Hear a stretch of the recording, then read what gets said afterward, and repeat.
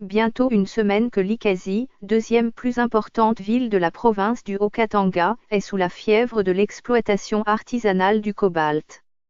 Ce métal dont le prix ne cesse de grimper sur le marché international culmine à 93 750 $ américains la tonne et qui réveille l'appétence des industriels et des artisanaux. Le cobalt et la RD Congo, c'est une longue histoire.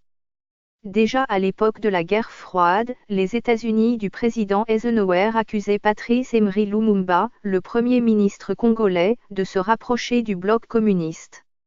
L'inquiétude était liée au fait que ce métal jouait un rôle stratégique important pour le programme spatial. À Likasi, la ruée vers les minerais de cobalt par les creuseurs artisanaux est un cas parmi d'autres des événements miniers survenus dans le Grand Katanga.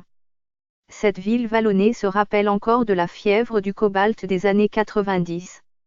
À cette époque, des jeunes désuvérés entraient clandestinement dans les usines de Chituru de la Gécamine pour récolter le trop-plein des poches métallurgiques. Au fur et à mesure qu'ils y tiraient profit, un vaste réseau fut né, avec des complicités en interne, et ce trafic s'était vite attaqué au stock de la Gécamine. Depuis quelques années maintenant, le cobalt est revenu sur le devant de la scène grâce au développement des batteries dont sont équipées les voitures électriques. Aujourd'hui, c'est sous les parcelles et les maisons d'habitation de la cité Tchatchi de Likasi que les creuseurs exploitent les minerais de cobalt en accord avec les propriétaires. Le modèle économique est le même que celui qui se pratiquait il n'y a pas si longtemps à Kasulo, le quartier populaire de Kolwezi dans la province du Lualaba, droit d'entrée à la mine familiale 50 000 FC, partage, propriétaire de la mine 30% et creuseur 70% du butin creusé. Cependant, il est bon de rappeler à tous que dans la loi congolaise, le sol et sous-sol appartiennent à l'État.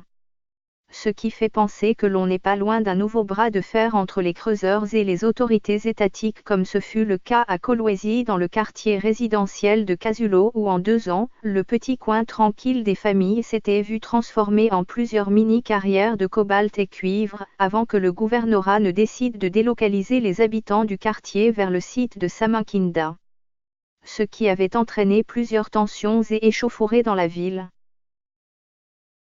Ce fichier audio a été créé par Panopreté Basic, vous pouvez le télécharger sur www.panopreter.com.